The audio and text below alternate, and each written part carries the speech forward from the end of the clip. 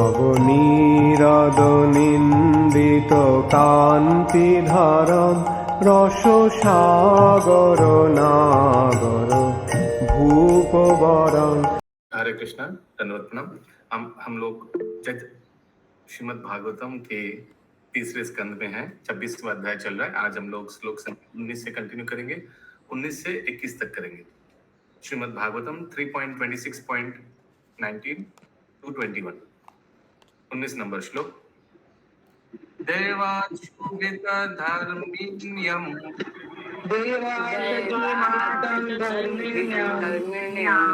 अस्याप्योनौ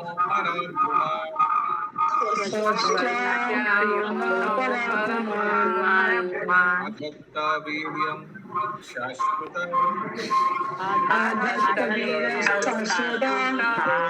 महत्त्वं हिरण्मयम्।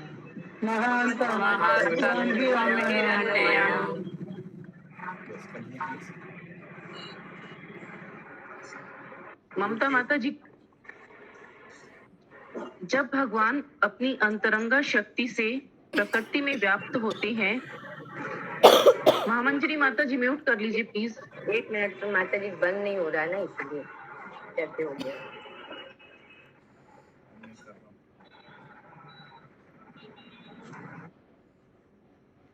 जब भगवान अपनी अंतरंगा शक्ति से प्रकृति में व्याप्त होते हैं तो प्रकृति समग्र विराट बुद्धि को उत्पन्न करती है, जिसे हिरण्मय कहते हैं। यह तब घटित होता है जब प्रकृति बद्ध जीवों के गंतव्यों द्वारा क्षुब्ध की जाती है। After this, SPOG impregnates the material nature with his internal potency. Mute Kashyapi Karuneshwari Mata ji mute. ये हर एक श्लोक के बाद हमको 4-5 जन को म्यूट करने का जिम्मेदारी ले, सब छोड़ देता है दरवाजा खुला। हमको म्यूट करिए। यस, हिरण्मय गौरांग ऊपर।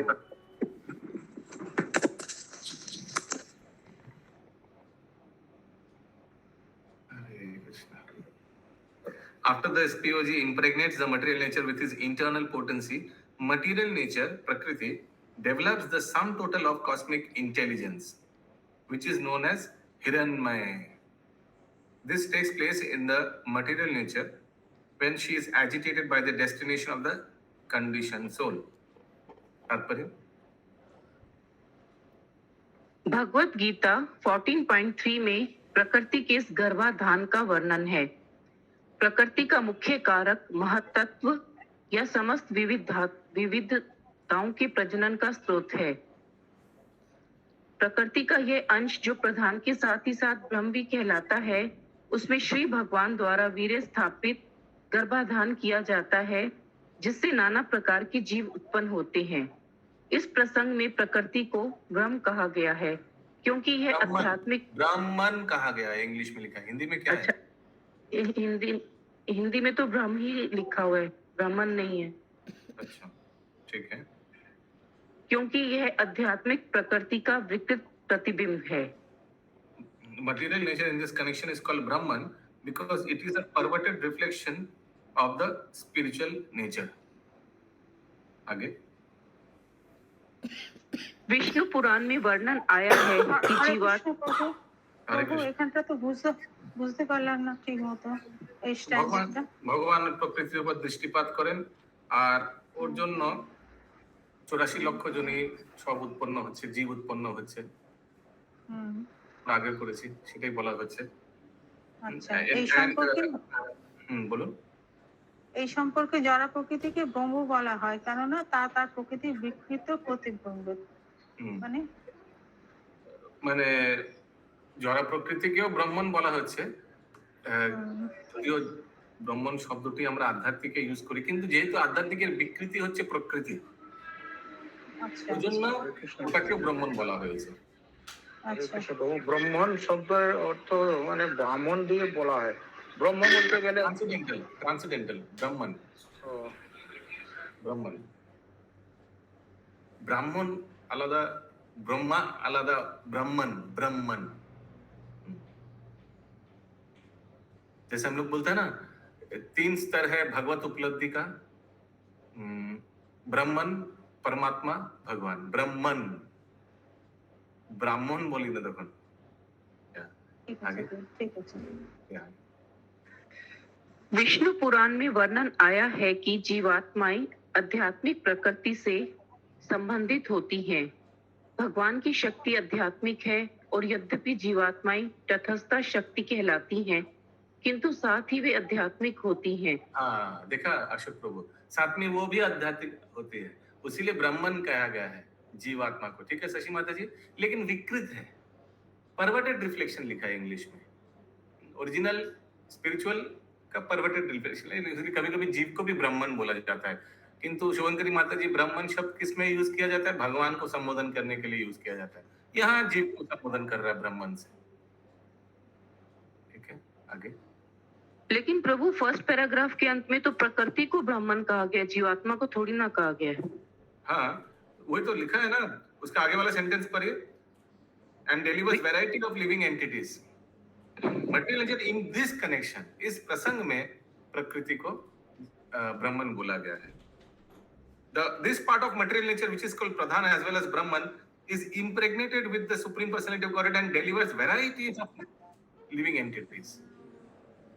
ठीक है ठीक है हाँ क्लियर है। हरे कृष्ण प्रभु, यहाँ पे विकृत प्रतिबिंब क्या हुआ? विकृत अभी भगवान का विकृत प्रतिबिंब जीव है, जीव भगवान का ही अंश है, लेकिन भगवान के विरुद्ध प्लस जीव में कलुषित हुए, तो इसीलिए विकृत प्रतिबिंब। ठीक है आगे। भगवान की शक्ति आध्यात्मिक है और यद्यपि जीवात्माएं तटस्थ शक्ति कहलाती हैं, किंतु साथ ही वे आध्यात्मिक होती हैं। यदि जीवात्माएं आध्यात्मिक ना होती तो परमेश्वर द्वारा गर्भाधान लागू ना होता। जो आध्यात्मिक नहीं है उसमें परमेश्वर अपना वीर्य स्थापित नहीं करते, किंतु यहाँ उल्लेख है कि वे प्रकृति में वीर्य स्थापित करते हैं। इसका अर्थ यह हुआ कि स्वभावतः जीवात्माएं आध्यात्मिक हैं। गर्भाधान के बाद प्रकृति समस्त प्रकार के जीवों को उत्पन्न करती है, जिसमें महानतम जीव ब्रह्मा जी से लेकर एक लघु चींटी तक विभिन्न प्रकार के जीव होते हैं। भगवत गीता 14.4 में प्रकृति को स्पष्ट रूप से सर्वयोनिषु कहा गया है। इसका अर्थ कौन सा श्लोक है? सर्वयोनिषु संभवन्ति, ऐसा कुछ है ना, 14.4 लिखा हुआ है, सर्वयोनिषु कौन्तेय मूर्तया संभवन्ति। फिर आगे याद नहीं है। हरे कृष्ण प्रभु जी।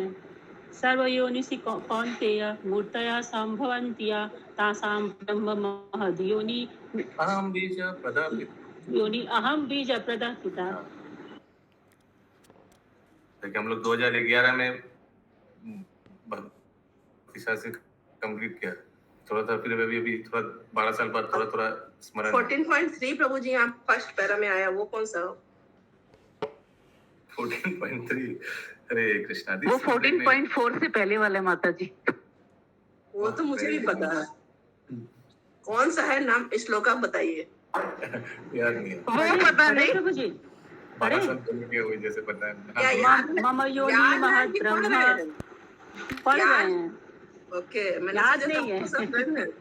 नहीं याद नहीं है। पढ़े तो बोले पढ़ देते हैं। हाँ बोलिए हाँ, पढ़ दीजिए। मम योनि महत् ब्रह्म तस्मिन् गर्भ दधाम्यहं संभव सर्वभूतानां ततो भवति भारतम्। अनुवाद एक बार पढ़ लीजिए माता जी उसका, सुषमा माता जी 14.3 का अनुवाद। हाँ पढ़ रही हूँ ठीक से। 14.3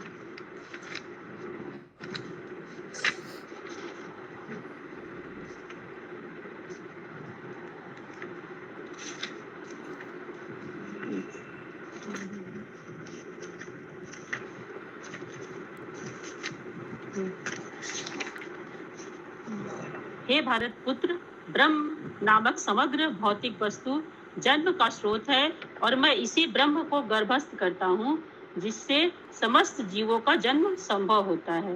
एकदम मैचिंग। आगे निर्गुणानंद माता जी। भगवत गीता 14.4 में प्रकृति को स्पष्ट रूप से सर्व योनिषु कहा गया है। इसका अर्थ यह हुआ कि समस्त योनियों, देवता, मनुष्य, पशु, पक्षी तथा हिंस्र जीव जो भी प्रकट है कि माता प्रकृति है और भगवान वीर्यदाता पिता है। सामान्य अनुभव यह है कि पिता ही संतान को जीवन देता है, किंतु माता तो उसे शरीर देती है। यद्यपि जीवन का वीर्यदाता पिता है, किंतु शरीर तो माता के गर्भ में बढ़ता है। इसी प्रकार आध्यात्मिक जीवात्माएं प्रकृति के गर्भ में स्थापित की जाती हैं, किंतु शरीर प्रकृति द्वारा प्रदत्त होता है और वह विभिन्न योनियों एवं रूप धारण करता है। यहाँ पर इस सिद्धांत को समर्थन नहीं मिलता कि जीवन के लक्षण 24 तत्वों की अंतःक्रिया से प्रकट होते हैं। जीवनी शक्ति सीधे भगवान से मिलती है और पूर्णतया आध्यात्मिक होती है। हरे अतः कृष्ण। तो ये मैंने अगर कोई 24 तत्व आपको दे दे तो आप ऑटोमेटिक जीवन दे पाएंगे, कोई नया लाइफ क्रिएट कर पाएंगे? शायद शिल प्रभुपाद को कोई बोला था, शिल प्रभुपाद ने बोल रहा था कि हम आपको पृथ्वी, जल, अग्नि, वायु, आकाश नहीं दे रहे हैं, आप एक घास बनाकर दिखाइए। आप तो बड़ा बड़ा साइंटिस्ट लोग हैं, आप लोग बड़ा बड़ा चीज बना लिया, एक घास बना पाएंगे आप? नहीं। वो भगवान का अहम बीज प्रदापिता है, भगवान का बीज वो इम्पोर्टेंट है ना। यस, फिर से वो लाइन पढ़िए। जीवनी शक्ति सीधे यहाँ पर इस सिद्धांत को समर्थन नहीं मिलता कि जीवन के लक्षण 24 तत्वों की अंतःक्रिया से प्रकट होते हैं। जीवनी शक्ति सीधे भगवान से मिलती है और पूर्णतया आध्यात्मिक होती है। अतः किसी भी प्रकार की भौतिक वैज्ञानिक प्रगति जीवन को उत्पन्न नहीं कर सकती। जीवनी शक्ति आध्यात्मिक जगत वैकुंठ से आती है। भौतिक तत्वों की अंतःक्रिया से उसका कोई सरोकार नहीं होता। यस, राजीव बंकु। तो इसी तत्व के लिए प्रभुपाद ने एक अलग से बुक लिखा, लाइफ कम्स फ्रॉम लाइफ। और एक भी लिखा था कोई, वो टीडी सिंह, उनका तो है, प्रभुपाद का खुद का भी एक बुक है, लाइफ कम्स फ्रॉम लाइफ। हाँ, उनका क्या बुक का नाम था? टीडी सिंह। टीडी सिंह वाला नहीं पता, प्रभुपाद वाला तो पता है। टीडी सिंह माने वो महाराज था। हाँ हाँ, महाराज थे, नाम भी याद नहीं आ रहा। दामोदर महाराज। यस, अगे प्रभु, ये तात्पर्य खत्म हो गया। एक प्रश्न इसी में, ये लास्ट पैराग्राफ में नीचे से एक लाइन गई थी, किंतु इसी प्रकार आध्यात्मिक जीवात्माएं प्रकृति के गर्भ में स्थापित की जाती हैं, किंतु शरीर प्रकृति द्वारा प्रदत्त होता है। तो सेम हुआ, प्रकृति के गर्भ में और प्रकृति ही द्वारा शरीर प्रदत्त होता है। सेम नहीं हुआ। प्रकृति के गर्भ में दे रहा है भगवान और शरीर मिल रहा है माता से, माने प्रकृति से, पृथ्वी, जल, अग्नि, वायु, आकाश। अच्छा, ठीक है। विश्वमात्मा गतां व्यंजन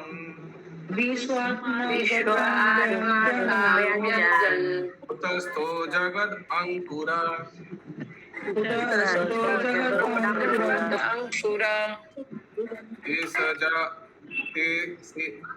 स्वतेज सपिबत तीव्रम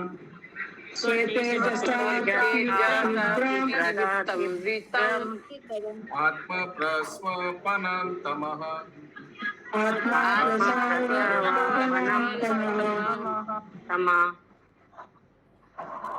इस प्रकार तेजस्वी महत्त्व जिसके भीतर, दो तीन जन म्यूट नहीं किया। बबीता माता जी, सरिता जसपाल माता जी, हाँ अभी पढ़िए। इस प्रकार तेजस्वी महत्त्व जिसके भीतर सारे ब्रह्मांड समाये हुए हैं, जो समस्त दृश्य जगत का मूल है और जो प्रलय के समय भी नष्ट नहीं होता, अपनी विविधता प्रकट करके उस अंधकार को निगल जाता है जिसने प्रलय के समय तेज को ढक लिया था। Thus, after manifesting variegatedness, the effulgent Mahatattva, which contains all the universes within itself, which is the root of all cosmic manifestations and which is not destroyed at the time of annihilation, swallows the darkness that covered the effulgence at the time of dissolution. Again. चूंकि भगवान सर्वव्यापी, समस्त वरदायक तथा ज्ञान से पूर्ण है। হরে কৃষ্ণ। একবার তাৎপর্যটা পড়ে নিন, ক্লিয়ার হয়ে যাবে, খুব সিম্পল আছে। আচ্ছা ঠিক আছে প্রলয়ের সময় সব ভেতরে চলে যায় অন্ধকার। ঠিক আছে, चूंकि भगवान सर्वव्यापी, समस्त वरदायक तथा ज्ञान से पूर्ण है, अतः उनकी विभिन्न शक्तियां सुप्त अवस्था में भी सदैव विद्यमान रहती हैं। हाँ, अतः सुप्त अवस्था में his different energies are also existing in dormant stage. Dormant stage माने जब महाविष्णु के अंदर में सब, ठीक है खुशबू माता जी, सब महाविष्णु के अंदर है, प्रलय हुआ सब अंदर चला गया, ठीक है, लेकिन सब है, अस्तित्व है। आगे,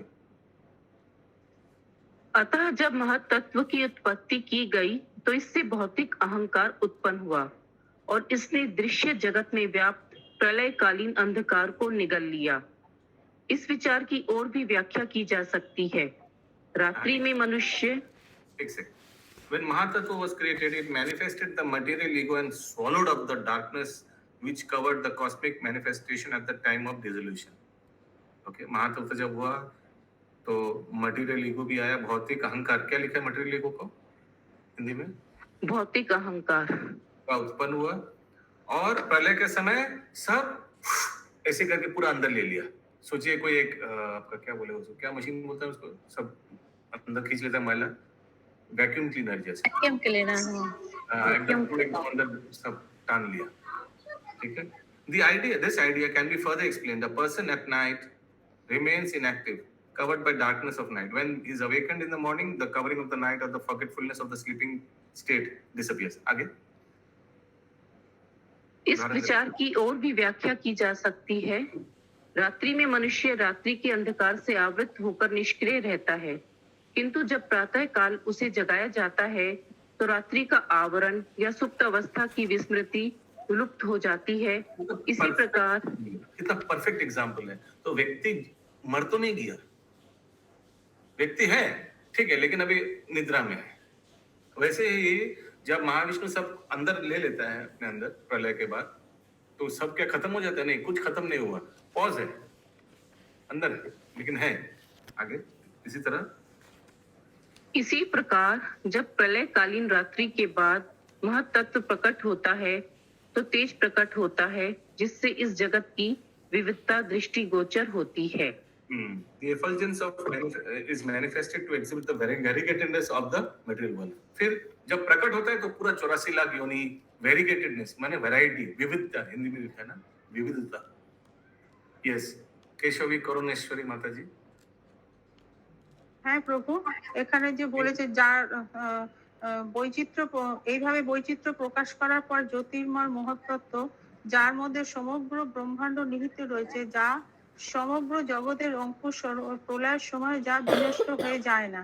তার মানে কি, মানে কিছু সবটাই বিনষ্ট হয়ে যায় না, কিছুটা থাকে? বিনষ্ট তো কিছুই হয় না, সব তো ভেতরে চলে যায়। ভেতরে চলে যাওয়ার বিনষ্টের মধ্যে তফাৎ আছে না। ওই জন্য শিল প্রভুপাদ উদাহরণ দিয়েছে ঘুমানোর সময়, মানে রাত্রেবেলা। আচ্ছা, রাত্রেবেলা সব ব্যক্তি কি করে, একদম ঘুমিয়ে পড়ে। হ্যাঁ হ্যাঁ, ইনঅ্যাক্টিভ হয়ে যায়, কিন্তু মরতে যায় না। না না না না, হ্যাঁ, আবার সকালবেলা জেগে যায়, তখন সবকিছু কাজকর্ম করতে পারে, অ্যাক্টিভ হয়ে যায়। আচ্ছা আচ্ছা আচ্ছা। कितना सुंदर एग्जाम्पल दिया हुआ है प्रभुपाद का, मतलब कहाँ से आता है इतना सुंदर एग्जाम्पल? यत्तत् सत्त्वगुणं स्वच्छं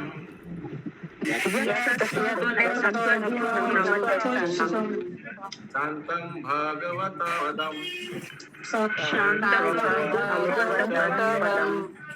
यदाहुर्वासुदेवाख्यं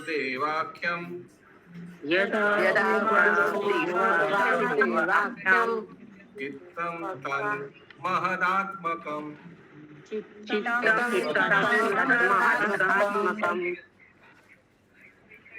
सतोगुण, म्यूट, अभी किसको करना पड़ेगा म्यूट इस बार? पूनम जायसवाल माता जी, ब्रजकिशोर माता जी, अभी भी कर दिया, थैंक यू सर। यस, आगे। सतोगुण जो भगवान के ज्ञान की स्वच्छ सौम्य अवस्था है और जो सामान्यतः वासुदेव या चेतना कहलाता है, महत्तत्व में प्रकट होता है। the mode of goodness which is clear, sober status of understanding the SPOG and which is generally called Vasudeva. तो ये सतोगुण को, शुद्ध सतोगुण को, मोड ऑफ गुडनेस सॉरी, शुद्ध सतोगुण को वासुदेव स्थिति भी बोला जाता है. और consciousness becomes manifest in the mahatattva. तो वो यहाँ तो चेतना को लिखा है, वासुदेव या चेतना कहलाता है. Becomes manifest in mahatattva. देखते हैं तात्पर्य में क्लियर होगा. हरे कृष्ण प्रभु जी, यहाँ पे थोड़ा सा बताएंगे रात्रि में क्या बताया गया है, किसके साथ तुलना की गई है? इनएक्टिव को रात्रि को प्रलय के साथ तुलना किया गया. जब प्रलय हो जाता है तो सब अंदर चला जाता है, इनएक्टिव हो जाता है, चुपचाप उधर जाके सो जाता है. सोचिए अभी प्रलय हो गया, प्रलय के बाद हम लोग क्लास कर पाएंगे? नहीं. सब महाविष्णु के पेट के अंदर में जाकर हम लोग सो जाएंगे. ठीक ना? फिर महाविष्णु जब अपना सांस छोड़ेगा फिर हम लोग बाहर आएंगे, फिर क्लास कंटिन्यू होगा. ठीक है. यस, आगे. वासुदेव अच्छा से समझा दिए प्रभु जी. प्रभुपाद इतना अच्छा एग्जाम्पल देते तो हम लोग प्रभुपाद का ही तो शिष्य है, चला है. हरे कृष्ण. यस. अरे बोल. वासुदेव प्रकाटे अथवा भगवान के ज्ञान की अवस्था शुद्ध सत्व कहलाती है. शुद्ध सत्व अवस्था में अन्य गुणों यथा रजो तथा तमो गुणों का उल्लंघन नहीं होता. वैदिक ग्रंथों में भगवान का विस्तार 4 पुरुषों में बताया गया है: वासुदेव, संकर्षण, प्रद्युम्न तथा अनिरुद्ध. यहाँ पर महत्त्व के प्रकाट्य में भगवान के 4 विस्तार रहते हैं. इनमें से जो परमात्मा के रूप में भीतर स्थित है वह सबसे पहले वासुदेव के रूप में विस्तार करता है. हरे कृष्ण. थोड़ा समझना पड़ेगा यार. तो भगवान का जो फर्स्ट एक्सपेंशन है, कृष्ण भगवान जी का फर्स्ट एक्सपेंशन कौन है? बलदेव. बलदेव जी से फर्स्ट क्वाड्रुपल होता है, फर्स्ट चतुर्भुज सॉरी. ठीक है. भगवान कृष्ण, फिर पहले बलदेव, फर्स्ट एक्सपेंशन. बहुत ध्यान से सुनिएगा, नहीं तो समझ नहीं आएगा पैराग्राफ, क्योंकि अभी इसके बारे में अगला कुछ श्लोक चलेगा. तो ये बेसिक चीज नहीं समझ में आएंगे तो आगे कुछ समझ नहीं आएगा. तो फर्स्ट एक्सपेंशन बलदेव, बलराम और बलदेव. बलराम से फर्स्ट क्वाड्रुपल एक्सपेंशन 4, पहला चतुर्भुज. कौन कौन है इसमें? Vasudeva, Sankarshana, Pradyumna, Aniruddha. Okay. In the shuddha sattva state there is no infringement of the others qualities like passion and ignorance. In the Vedic literature there is mentioned that the Lord expansion this. Here in the reappearance of the Mahatattva, the 4 expansions of Godhead occurs. He who is seated within as super soul first expands first as Vasudev. अच्छा. तो पहले चतुर्व्यूह expand हुआ. अभी जो वासुदेव है इस 4 में, वासुदेव, संकर्षण, प्रद्युम्न, अनिरुद्ध. ठीक है. First expansion Vasudev. तो हमारे हृदय में जो परमात्मा है, he who is seated within as super soul expands first as Vasudev. वही वासुदेव है चतुर्व्यूह का पहला. चतुर्व्यूह का 4 जो है उसमें से वासुदेव यही है, सेम है. हिंदी में क्या लिखा है लास्ट सेंटेंस, पहला पैराग्राफ का? इनमें से जो परमात्मा के रूप में भीतर स्थित है वह सबसे पहले वासुदेव के रूप में विस्तार करता है. हाँ, जो 4 एक्सपेंशन है उसमें वासुदेव जो पहला वाला है वो है. अगर किसी को क्लियर नहीं है तो फिर से हम लोग रिपीट करेंगे, नहीं तो आगे बढ़ेंगे. यस शशि माता जी. हरे कृष्ण प्रभु जी, यहाँ पे लिखा हुआ वैदिक ग्रंथों में भगवान का विस्तार 4 पुरुषों में बताया गया. तो 4 पुरुष को ये 4 अभी फिर बताया गया ना, वासुदेव, संकर्षण, प्रद्युम्न, अनिरुद्ध. तो भगवान का विस्तार इन लोग से हुआ. आप बोले फर्स्ट जो है वो बलदेव से हुआ. बलराम जी, हाँ वो लिखा नहीं है इधर, लेकिन बलराम से फिर ऐसे हुआ. एक ही बात है, बलराम जी और कृष्ण एक ही है. सब पहले बलराम जी है, फिर उसके उनसे फिर ये 4 हुआ.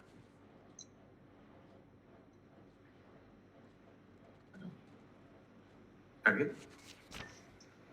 वासुदेव अवस्था भौतिक इच्छाओं के उल्लंघन से मुक्त है और यह वह अवस्था है. अभी वासुदेव अवस्था के बारे में बोला जा रहा है. अगला पैराग्राफ याद रखिएगा. वासुदेव अवस्था माने सतोगुणी अवस्था, जहां तमो और रजो का कोई लेश नहीं है. यस विनीता माता जी. प्रभु जी ये जो लास्ट लाइन है वह सबसे पहले साउंड क्लियर। इसे तो पीछे से प्रभु यहाँ जो है ना इसमें से जो परमात्मा के रूप में भीतर स्थित है वह सबसे पहले वासुदेव के रूप में विस्तार करता है। तो ये सबसे पहले वासुदेव क्या है? ये जो पहला जो 4 एक्सपेंशन है, 4 एक्सपेंशन में से सबसे पहला किनका नाम लिया गया है? वासुदेव। ठीक है प्रभु ये जो परमात्मा है वो वासुदेव उसको बोल सकते हैं? बोल सकते हैं, एक्सपेंशन है, बोल सकते हैं। आगे परमात्मा तो प्रभु जी क्षीरोदक्षाई विष्णु है ना, वो भी है। फिर वासुदेव कहाँ से आ गया? एक्सपेंशन है, वासुदेव उनका एक्सपेंशन है। क्षीरोदक्षाई विष्णु के परमात्मा के। आगे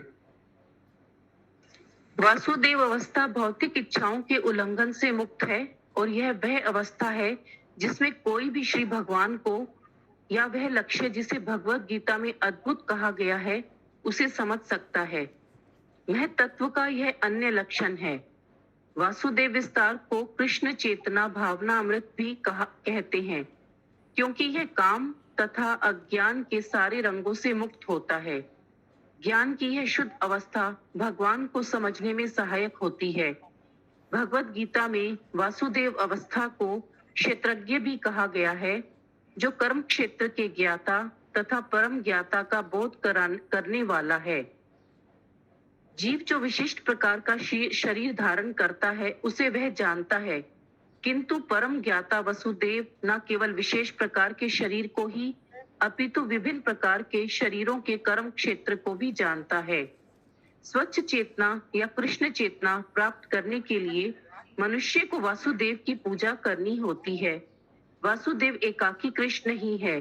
जब कृष्ण या विष्णु अकेले होते हैं, उनके साथ उनकी अंतरंगा शक्ति नहीं रहती, तो वे वासुदेव होते हैं। किंतु जब वे अपनी अंतरंगा शक्ति के साथ होते हैं, तो द्वारकाधीश कहलाते हैं। शुद्ध चेतना या कृष्ण चेतना पाने के लिए मनुष्य को वासुदेव की पूजा करनी होती है। भगवत गीता में इसका भी उल्लेख है कि अनेक जन्मों के बाद मनुष्य वासुदेव की शरण में जाता है। ऐसा महात्मा अत्यंत विरल है। वासुदेव सर्वमिति स महात्मा सुदुर्लभ।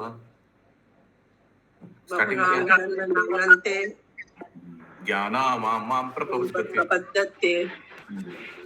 तो ये है, नया चीज हम लोग सीख रहे हैं, लेकिन एक्चुअली कुछ चेंज नहीं है, सब सिंपल चीज दिया हुआ है। यस अशोक मिश्रा प्रभु। हरे कृष्ण प्रभु बोल रहे हैं कि आप बोले कि वासुदेव है एक्सपेंशन, लेकिन यहाँ तो लिखा गया जो वासुदेव ही कृष्ण है। हाँ वो भी है। तो राम क्या कृष्ण नहीं है? ना वो तो एक्सपेंशन नहीं ना प्रभु, तो अवतार है। हाँ यहाँ एक्सपेंशन है, वासुदेव एक्सपेंशन है। फर्स्ट क्वाड, पहला चतुर्युग, ये कितना पुराना वासुदेव है, वही तो कृष्ण है। हाँ है, एक्सपेंशन भी है। जो क्षीरोदक्षाई विष्णु किस रूप में? देवकी के पुत्र। एक्सपेंशन उस वासुदेव के बारे में नहीं बोला जा रहा जो देवकी का पुत्र है, यहाँ परमात्मा के बारे में बोला जा रहा है। और यही वासुदेव जो है ये सत्वगुण स्थिति है। वासुदेव को एक स्थिति भी बोला जा रहा है, वासुदेव स्थिति। कृष्ण भावनामृत स्थिति को वासुदेव स्थिति भी बोला जा रहा है। हाँ, अभी एक्चुअली ये पैराग्राफ, ये तात्पर्य पढ़ने के बाद जब अनुवाद पढ़ेगा ना एकदम क्लियर हो जाएगा। जो व्यक्ति ये भागवतम पढ़ा, सोचिए कपिल मुनि का अनुवाद पढ़ा या श्लोक पढ़ा, लेकिन श्रील प्रभुपाद का अगर एक्सप्लेनेशन नहीं समझा, नहीं सुना, उसका ऊपर क्या सब ऊपर से उड़ेगा। प्रभुपाद तो पूरा क्लियर करके इतना तत्व को इजी करके समझा दिया है। यस विनीता माता जी। तो यहाँ पे जो है मनुष्य को वासुदेव की पूजा करनी होती है, तो ये पूजा कैसे करेंगे, मतलब किस तरह से होता है ये? One must worship Vasudeva. In order to be situated in Krishna consciousness or clear consciousness, one must worship Vasudeva. Vasudeva is Krishna alone. भगवान कृष्ण को जैसे हम लोग आराधना करते हैं वैसे ही वासुदेव का पूजा करना चाहिए। एक ही बात है, कृष्ण को आराधना करना, वासुदेव को आराधना करना एक ही है। तो हम लोग तो सब करते हैं, सुबह मंगल आरती करते हैं, भगवान को भोग लगाते हैं। वासुदेव को भोग लगाना और कृष्ण को भोग लगाने की बात है। अगला सेंटेंस पे दिया हुआ है, वासुदेव तो कृष्ण ही है। ठीक है, प्रभु उनका रूप एक ही है, हाँ, एक ही है। वासुदेव का कृष्ण का रूप एक ही है। वासुदेव का रूप शायद चतुर्भुज रूप है, कृष्ण का द्विभुज रूप है, त्रिभंग मुरारी, लेकिन कृष्ण ही तो है। वही बोला, वो समझिए, उस एंगल में यहाँ बोला जा रहा है। वासुदेव स्थिति माने कृष्ण कॉन्शियस स्थिति, वासुदेव माने कृष्ण, यही बोला जा रहा है। सिंपल है, माने सिंपल चीज को सिंपल के हिसाब से लीजिए। उसीलिए श्रील प्रभुपाद एक बार प्रवचन में बताया था, बहुत ध्यान से सुनिएगा, Krishna consciousness is simple for the simple people and complicated for, कोई बोल नहीं रहा है, कॉम्प्लिकेटेड पीपल। हाँ, इसलिए सिंपल सिंपल से लीजिए, बस सीधा सीधा प्राइमर फेस लीजिए। जो नहीं दिया है उसको, उसके बारे में सोचिए ही मत। यस, नंद कुमार प्रभु। प्रभु धन्यवाद प्रणाम। बोले वो वासुदेव की पूजा करने के लिए बोल रहे हैं, माने इसका मतलब कि हम लोग जो भौतिक आसक्ति से दूर हो जाए उसके लिए बोल रहे हैं क्या? नहीं, वैसे लिखा नहीं है, यही बोल रहे हैं कि वासुदेव एक स्थिति है, वो है कृष्ण कॉन्शियस स्थिति। उस स्थिति में कृष्ण को पूजा करना चाहिए, वासुदेव को पुनः पूजा करना चाहिए, बस यही लिखा है। वासुदेव शुद्ध चेतना या कृष्ण चेतना पाने के लिए, कंटिन्यू माता जी। हरे यस, कृष्ण महामंदिर माता जी। प्रभु इसके बाद आगे उसकी लाइन में लिखा है, जब कृष्ण या विष्णु अकेले होते हैं तो उनके संग अंतरंगा शक्ति नहीं रहती, तो वे वासुदेव होते हैं। उसीलिए मैं चतुर्भुज बोला, उसीलिए मैं चतुर्भुज बोला, क्योंकि विष्णु के साथ तो कोई रहता नहीं है यूजुअली, विष्णु ऐसे चतुर्भुज रूप में खड़े रहते हैं, तो वो वासुदेव बोला जाता है। आगे माता जी। मिथ्या अहंकार से मुक्ति पाने के लिए संकर्षण की पूजा करनी होती है। संकर्षण की पूजा शिव जी के माध्यम से भी। तो अशोक प्रभु, ये 4 चतुर्व्यूहों में पहले 4 कौन है? वासुदेव, संकर्षण, अनिरुद्ध, प्रद्युम्न। वासुदेव पहला वाला था, उनके बारे में सेकंड पैरा में अच्छा बता दिया प्रभुपाद जी ने। अभी किन के बारे में बता रहे हैं? दूसरा वाला, संकर्षण के बारे में। ठीक है, फिर से पढ़िए माता जी। मिथ्या अहंकार से मुक्ति पाने के लिए संकर्षण की पूजा करनी होती है। तो वासुदेव को पूजा क्यों करना चाहिए? कृष्ण भक्ति में रहना, कृष्ण कॉन्शियसनेस, चेतना को सतोगुण में रखने के लिए, और मिथ्या अहंकार से दूर रहने के लिए इनको पूजा करना चाहिए, संकर्षण।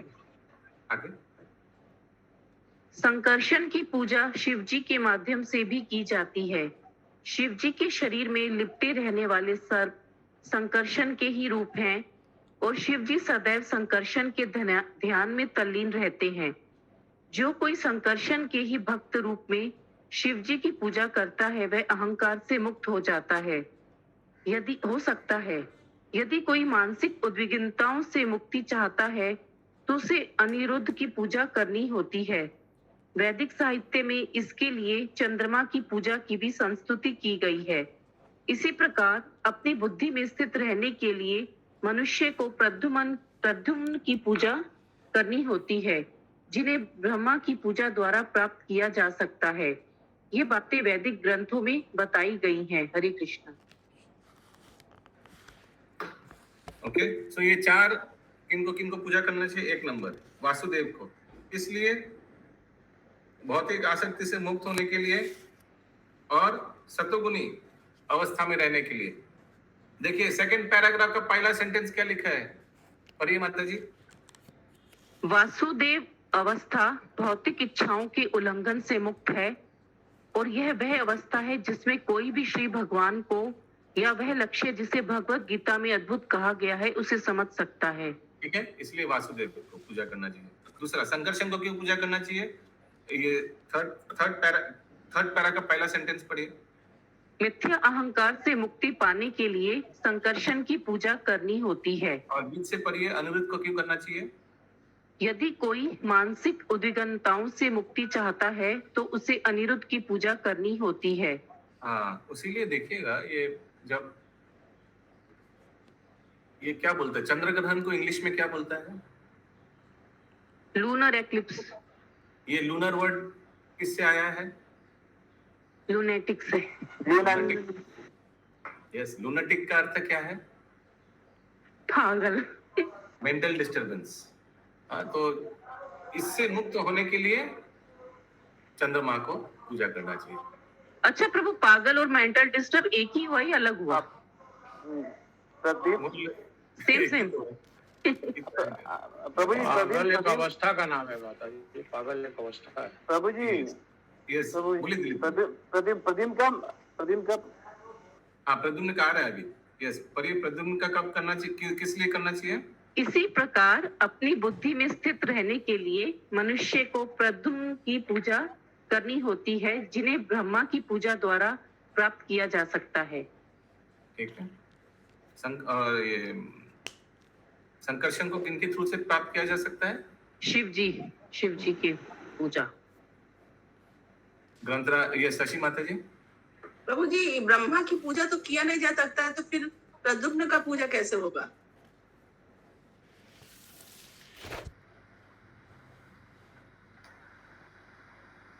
बुद्धि में कैसे कोई स्थित रहेगा? सब पागल रहेगा तब। हाँ, तो उसीलिए हम लोग बोलते हैं जस्टिम तुष्ट, क्या बोलते हैं? जगत तुष्ट। ठीक है, उत्तर मिल गया। तो मतलब खाली वासुदेव का पूजा करना चाहिए और किसी का नहीं? खाली कृष्ण चंद्र का पूजा करना चाहिए, उससे सबका पूजा हो जाएगा। इच्छा अहंकार को मिटाने के लिए शिव जी की पूजा करना बोला गया है प्रभु। तो शिव जी की पूजा करने वाले तो मतलब अहंकारी होते ही है, इसमें तो कोई शक नहीं। ग्रंथराज श्रीमद् भागवतम की जय।